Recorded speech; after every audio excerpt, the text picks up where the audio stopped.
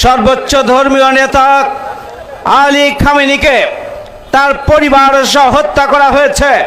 সেই হত্যাকাণ্ড সহ যতগুলো হত্যাকাণ্ড সংঘটিত হয়েছে, আমরা সকল হত্যাকাণ্ডের তীব্র নিন্দা এবং প্রতিবাদ জানাই।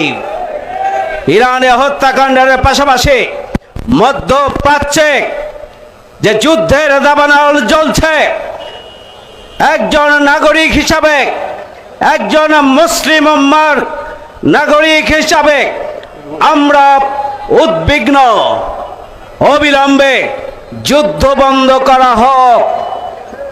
সংগ্রামী ঢাকাবাসী, দেশবাসী, এই ইসরায়েলি হামলা এবং হত্যাকাণ্ডের পিছনে কোন শক্তি আছে সেটি আজকে গোটা পৃথিবীর মানুষ পরিষ্কার করে জানে।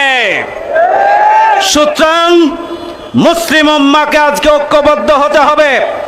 ইসলামী রাষ্ট্রগুলোকে, মুসলিম রাষ্ট্রগুলোকে ঐক্যবদ্ধ হতে হবে।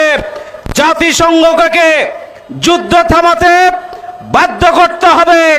জাতিসংঘ বৃহৎ রাষ্ট্রগুলোর দালাল হিসাবে কাজ করে, তারা জনগণের কল্যাণে, কোন নিরীহ রাষ্ট্রের কল্যাণের জন্য নিরপেক্ষ ভূমিকা পালন করে না।